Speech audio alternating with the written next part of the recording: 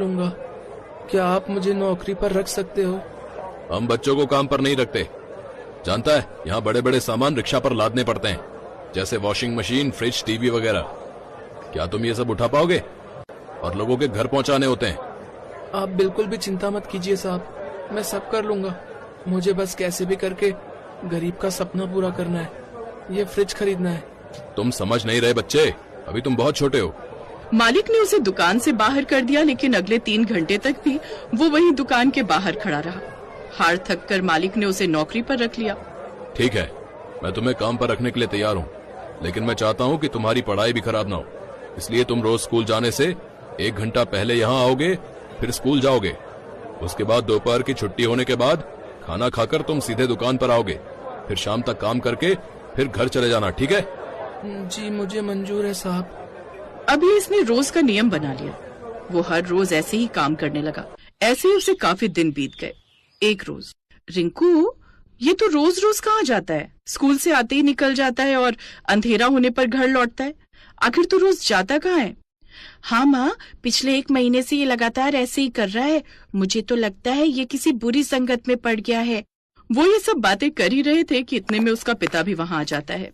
क्या हुआ भाग्यवान, क्यों इतनी भड़की हुई हो? अब क्या बताऊं जी, आप तो सारा दिन काम में व्यस्त रहते हो। अपने इस लड़के पर थोड़ी लगाम लगाकर देखो, ये हाथ से फिसलता जा रहा है। रोज सुबह स्कूल के लिए भी जल्दी निकल जाता है और दिन में फिर खाना खाकर कहीं चला जाता है और शाम को घर लौटता है। क्यों बे रिंकू, हैं? इतनी देर तू घर से बाहर क्या क्या करते रहता है रे? हैं? कहीं अपने आवारा दोस्तों के साथ तो नहीं घूमता तू?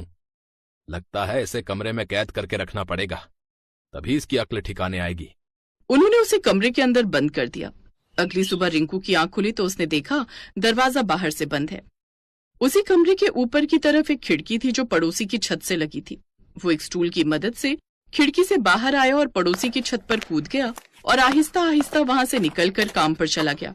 फिर शाम को वो लौटा तो सुनीता गुस्से में बोली, सुबह जब मैंने ताला खोला तो तू कमरे में नहीं था, तू अब आ रहा है मौज मस्ती करके। हाँ, आज देख मैं कैसे तेरी खाल उतारती हूँ।